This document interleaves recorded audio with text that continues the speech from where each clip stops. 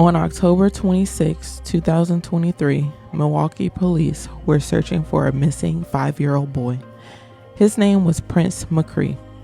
For hours, family members desperately hoped he would be found safe. Instead, investigators made a discovery that would leave an entire city horrified. Officers found the body of a child. That child was Prince. Less than 24 hours earlier, he had been reported missing. Now, what began as a search for a little boy had become a homicide investigation. As detectives worked to piece together what happened, the truth became even more disturbing. Prince had never wandered away. He had never been abducted by a stranger, and he had never left the people he trusted. Because prosecutors say the people responsible for his death were living under the same roof. One was a 27-year-old man, the other was just 15 years old. What investigators uncovered in the days that followed would shock Milwaukee, devastate a family, and eventually lead to life sentences for two people accused of carrying out an unimaginable act of violence against a defenseless child. This is the story of Prince McCree. Today, we're covering the heartbreaking case of 5-year-old Prince McCree, a little boy whose life was cut tragically short in a case that shocked Milwaukee and left an entire family searching for answers. And in this case, it's impossible not to think about the little boy who should have been growing up, going to school, and making memories with his family. Instead, his name became known across Wisconsin for one of the most devastating reasons imaginable. Here's what we know about this case and how everything unfolded. This is Between Headlines TV. If you want more cases like this, make sure you're subscribed. Before we talk about criminal complaints, arrests, court hearings, or convictions, it's important to remember who Prince McCree was.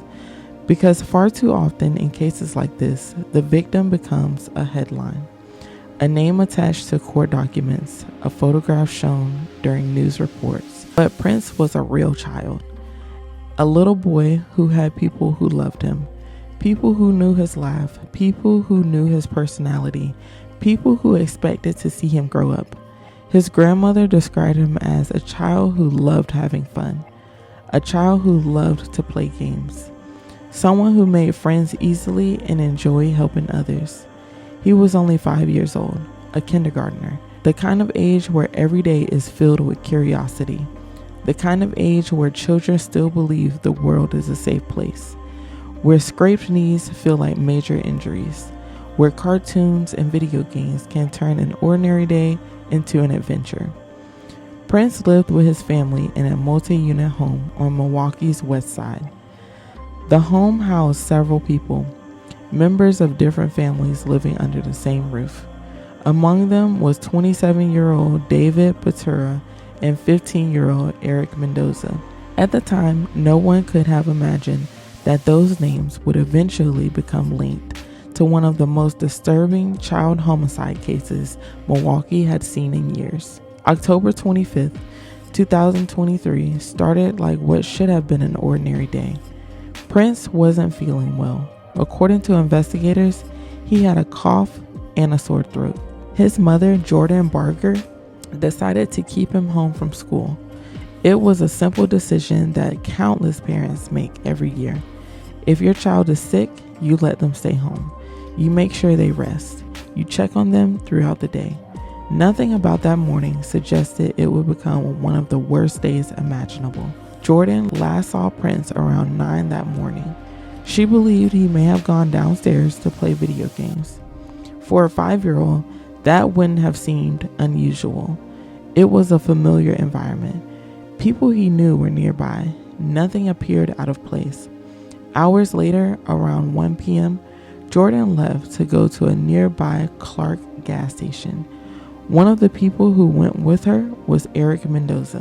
When they returned, something immediately felt wrong. Prince wasn't there. At first, it may have seemed like the kind of situation many parents experience. Maybe he was in another room. Maybe he was with someone else in the house.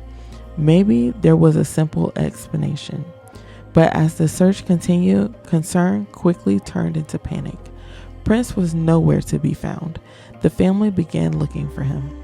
Calls were made, questions were asked, and before long, Milwaukee police became involved. What nobody knew at the time was that investigators would later allege Prince had already been killed. While loved ones were searching for answers, prosecutors say the violence had already happened. The little boy they were desperately hoping to find alive was already gone, and the people who allegedly knew exactly what happened were standing among them. At that moment, however, nobody outside that house knew the horrifying truth. The community only knew one thing: a 5-year-old boy was missing, and everyone hoped he would come home. Unfortunately, that hope would soon be shattered. The next day, Milwaukee police continued searching for Prince. Then came the moment no family ever wants to hear. Officers discovered a child's body inside a dumpster. The child was Prince McCree, just 5 years old. The search was over. The hope that Prince would be found alive vanished instantly. What had begun as a missing child investigation was now officially a homicide investigation. And investigators immediately began asking a different question. Not where Prince was, but who had killed him. News of Prince's death spread quickly throughout Milwaukee. People who had been following the missing child case were devastated. A little boy who should have been preparing to return to school had instead been found discarded in a dumpster. For many people, that detail alone was almost impossible to comprehend. The community wasn't just mourning the death of a child. People were struggling to understand how something so horrific could happen to someone so young. As word spread, flowers began appearing. People gathered, neighbors talked about the tragedy, and while the investigation was only beginning, one thing was already clear. An entire community was grieving for a 5-year-old boy whose life had ended far too soon. While the public was learning that Prince had been found, investigators were moving quickly behind the scenes. The discovery of Prince's body gave detectives new evidence, and that evidence began pointing them towards people who already had direct connections to Prince. This wasn't a case where detectives spent weeks searching for unknown suspects. Instead, investigators rapidly focused their attention on 2 individuals who lived in the same residence as Prince: 15-year-old Erik Mendoza and 27-year-old David Pietura. The 2 men would soon become the center of the investigation, and according to court documents, detectives would uncover evidence that placed them directly at the heart of what happened. Police arrested David Pietura, and according to investigators, that arrest led to one of the first major breakthroughs in the case. Court documents state that Pietura began making statements to investigators about Prince's whereabouts. According to the criminal complaint, Pietura repeatedly insisted, "It wasn't me. Then, I didn't want any of this. And I loved that kid." And investigators say Pietura also provided information that helped lead them to Prince's body. For detectives, this was a critical moment because it suggested that the people responsible weren't strangers. The answers investigators were looking for were coming from inside the home itself. As detectives continued gathering evidence, they reviewed surveillance video from the area. According to the criminal complaint, surveillance footage showed Mendoza and Pietura walking through a nearby alley carrying a garbage bag. The image was so disturbing that news organizations chose not to show it publicly out of respect for Prince and his family. Investigators also obtained location data. According to court records, GPS information placed both suspects near the alley where Prince's body was ultimately discovered. Piece by piece, detectives were building a timeline, and the evidence was becoming increasingly difficult to ignore. When investigators confronted Erik Mendoza, he initially denied hurting Prince. He denied knowing where the little boy was. But according to the criminal complaint, that changed. Detectives showed him evidence gathered during the investigation, including surveillance image. And eventually, investigators say Mendoza admitted to killing Prince. For Prince's family, the answers they had desperately been seeking were finally emerging. But those answers brought no comfort, because the truth investigators were uncovering was far worse than anyone had imagined. As detectives continued interviewing both suspects, they began reconstructing what prosecutors believe happened inside the house. According to court documents, Prince had suffered fatal violence inside the home before his body was removed. Investigators would later allege that after Prince was killed, efforts were made to conceal what had happened. This wasn't a tragic accident. This wasn't a child who wandered away. According to prosecutors, this was a deliberate attempt to hide a homicide, and the evidence detectives were collecting would soon lead to some of the most serious criminal charges available under Wisconsin law. Within days, both Erik Mendoza and David Pietura were charged. Prosecutors accused them of first-degree intentional homicide, physical abuse of a child causing death, hiding a corpse. The charges reflected the severity of what investigators believed had occurred. But as shocking as the allegations already were, even more disturbing details were still to come. Because investigators were about to learn not only what happened to Prince McCree, but why. And according to prosecutors, the violence Prince experienced wasn't the only violence investigators would eventually connect to Erik Mendoza. At this point, Milwaukee knew who had been charged. The suspects were in custody. The criminal case was underway, but detectives were still uncovering details that would leave even experienced investigators stunned. Because according to court records, Erik Mendoza would soon make admissions that extended far beyond the death of Prince McCree. And those admissions would help prosecutors build a case that ultimately led to guilty pleas and life sentences. At this point in the investigation, Milwaukee detectives knew they were no longer dealing with a missing child case. They were investigating the murder of a 5-year-old boy. And as they began interviewing the two people at the center of the case, the details that emerged became increasingly difficult to comprehend. Because according to prosecutors, what happened to Prince McCree was not the result of a sudden accident. It was a prolonged and brutal attack carried out against a defenseless child inside the very home where he lived.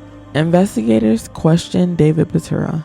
According to the criminal complaint, Pietura told detectives that he walked into the basement and saw Mendoza choking Prince until he was motionless. That statement would become one of the most significant moments in the investigation, because it directly placed both defendants inside the basement during the attack.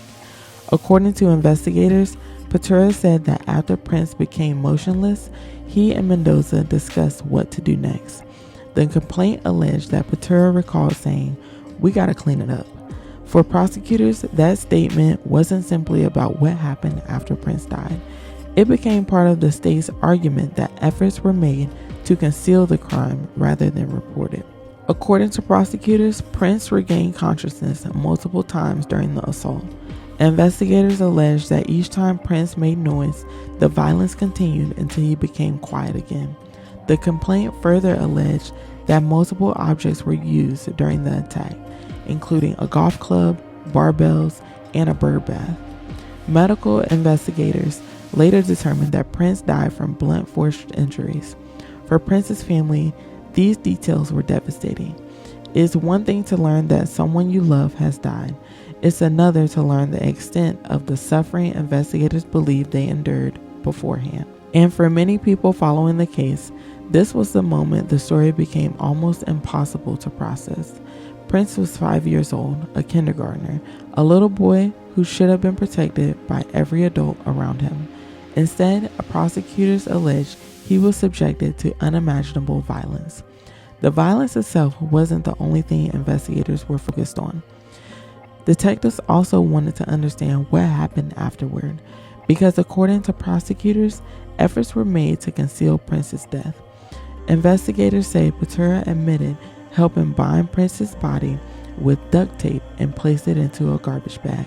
Surveillance footage later reviewed by investigators allegedly showed both defendants walking through a nearby alley carrying a garbage bag.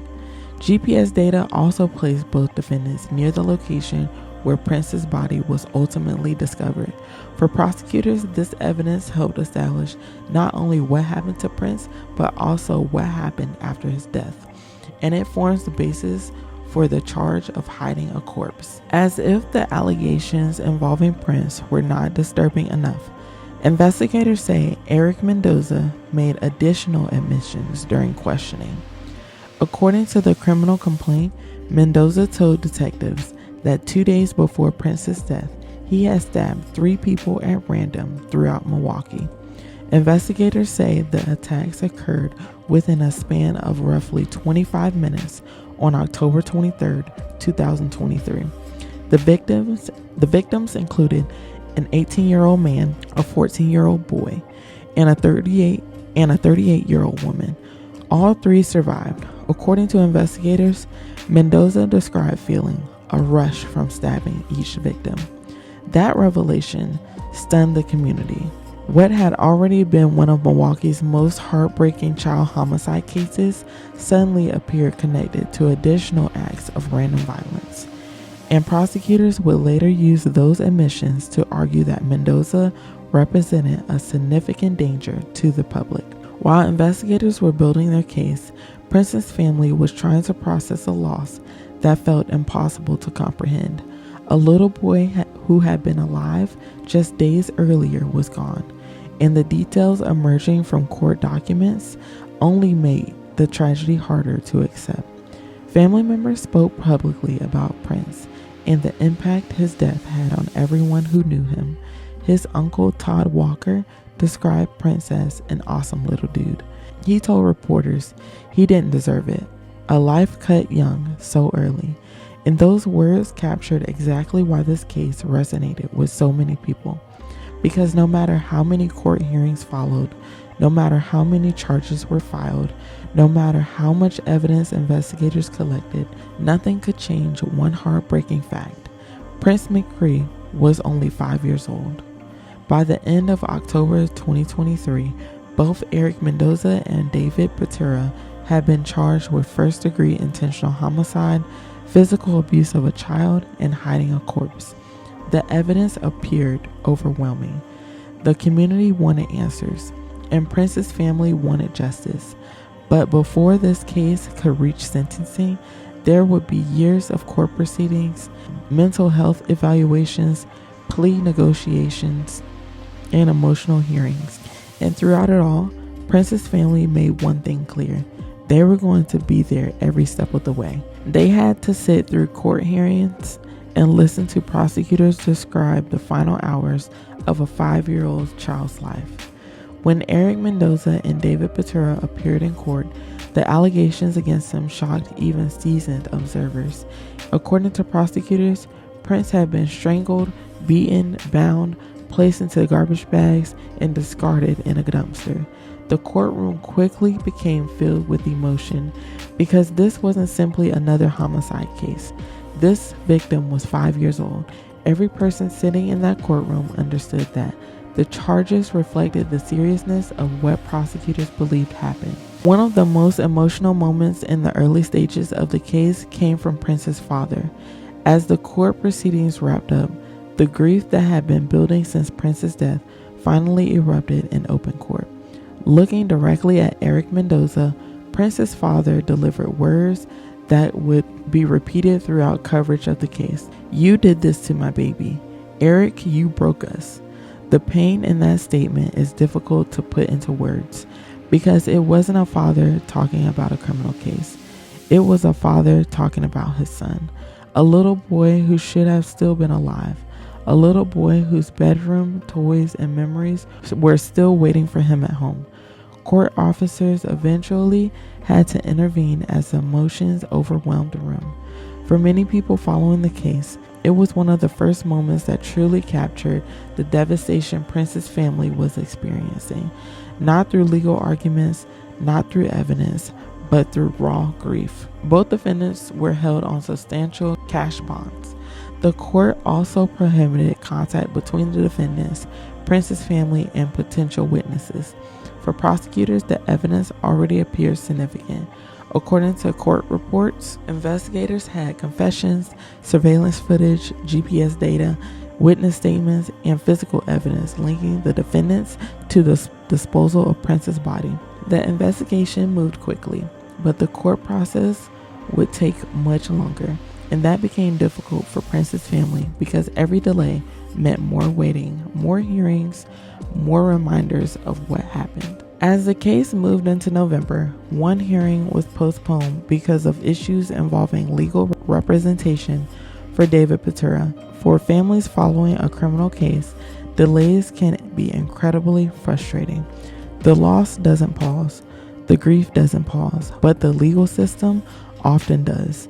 Prince's relatives showed up anyway, and they made something very clear. They weren't going anywhere. Prince's aunt, Charlotte Jones, spoke directly about the family's commitment. Just know that we will be here, each and every court day, whatever it takes. That statement would prove true. Over the next several years, Prince's family continued showing up, hearing after hearing, motion after motion, court day after court day, because they believed Prince deserved that.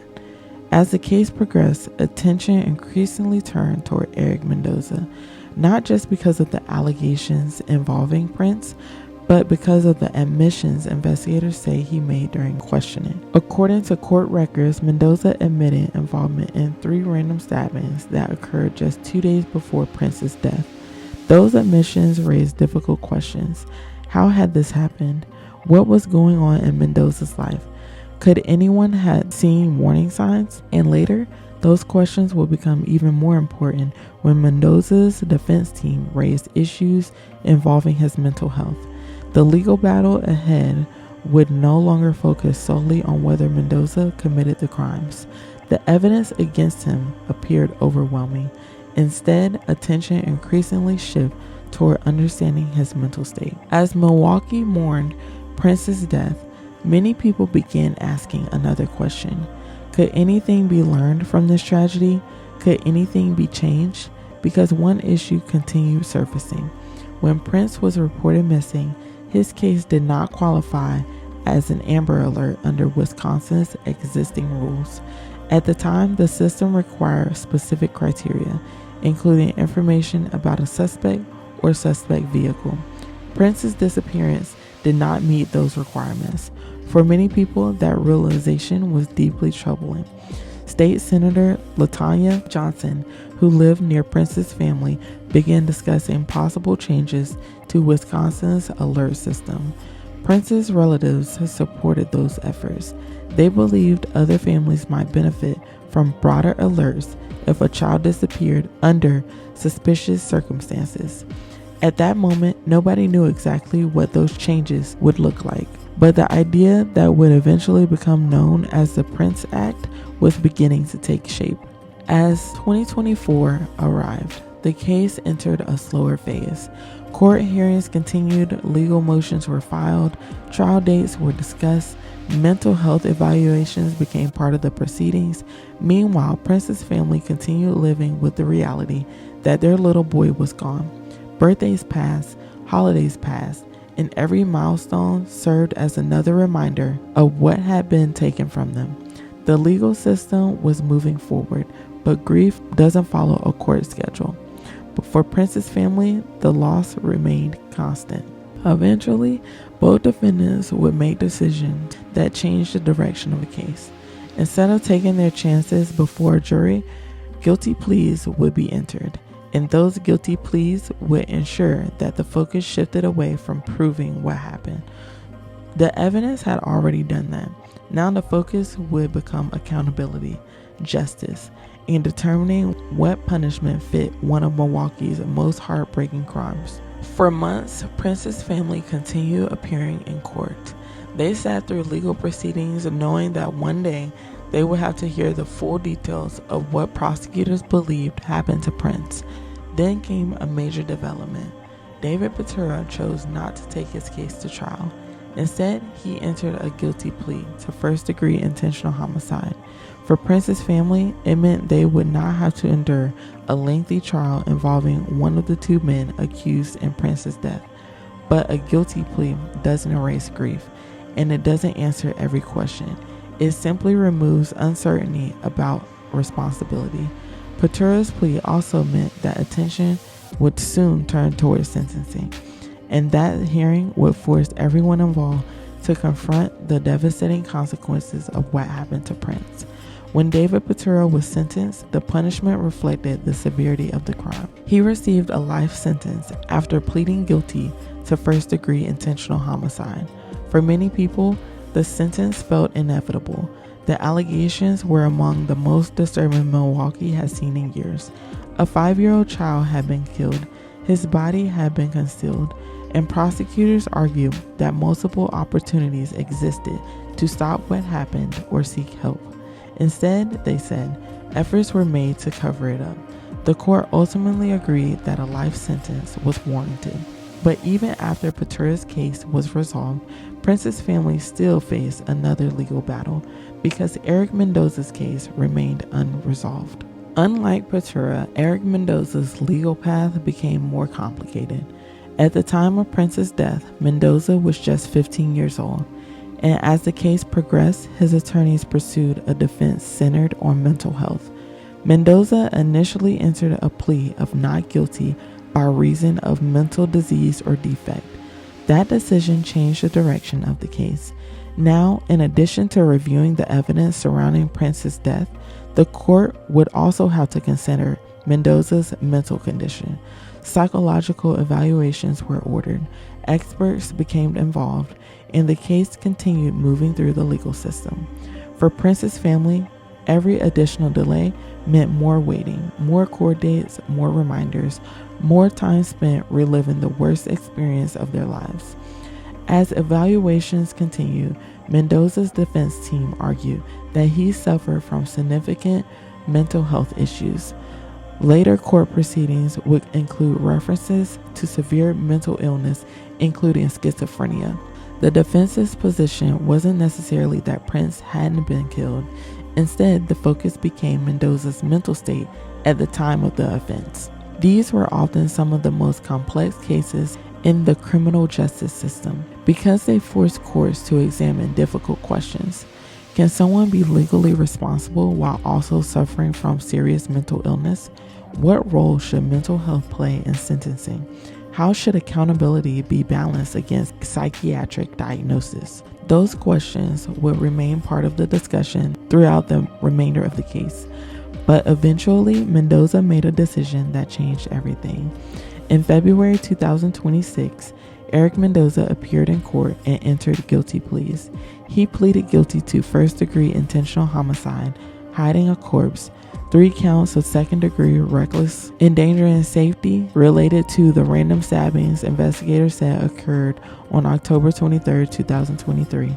The plea ended the possibility of a lengthy trial. It meant prosecutors would not have to present every piece of evidence before a jury. It meant witnesses would not have to testify. And it meant Prince's family would be spared hearing weeks of graphic testimony.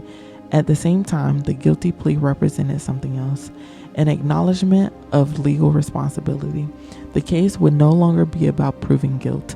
Now, it would be about determining punishment. When defendants plead guilty in cases like this, families often experience mixed emotions. There's relief that our trial won't drag on for months, relief that responsibility has been accepted, relief that there is no uncertainty about the outcome. But there's also frustration because guilty pleas don't provide all the answers families sometimes hope to receive, and they certainly don't provide closure. Closure is a word often used after criminal cases, but many grieving families will tell you something important. Justice and closure are not the same thing. A sentence can be handed down, a conviction can be secured, yet the loss remains. Prince was still gone. Nothing inside a courtroom could change that. As sentencing approached, prosecutors prepared to argue for a maximum punishment available.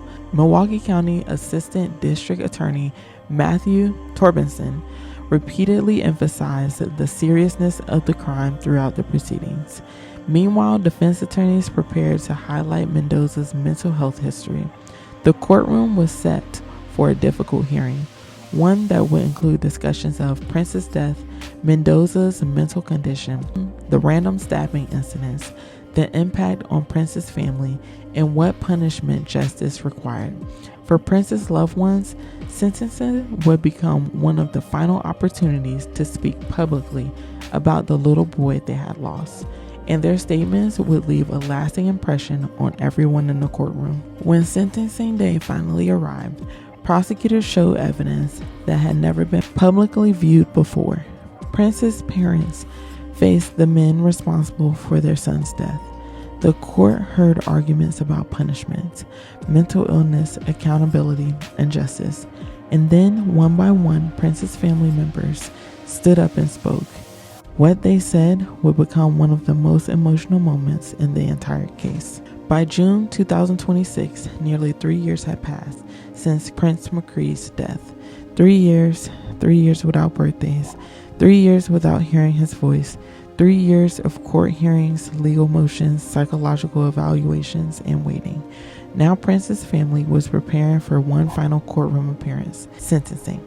This was the day the court would determine how Erik Mendoza would spend the rest of his life. But before the judge imposed a sentence, everyone in that courtroom would be forced to confront the reality of what happened to Prince. And for his family, it would be one of the hardest days since losing him.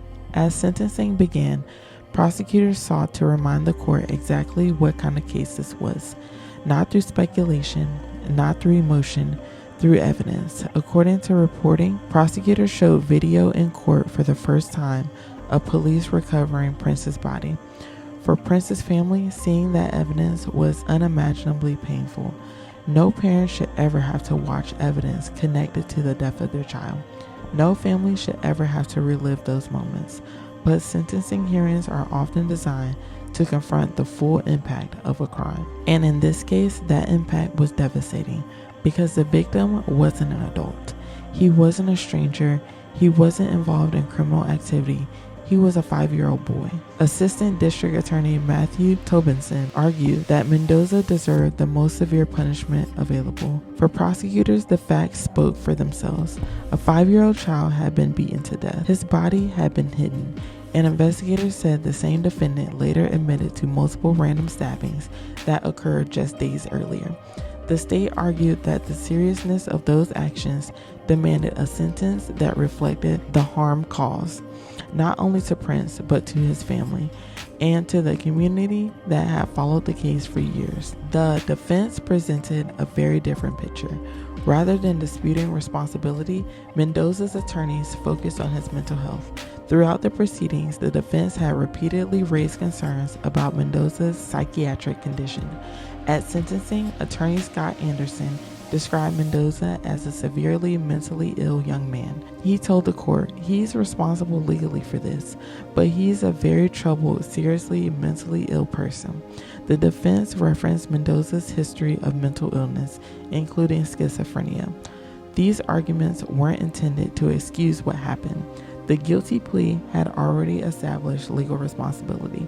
Instead, the defense wanted the court to consider the role mental illness played in the events leading up to Prince's death.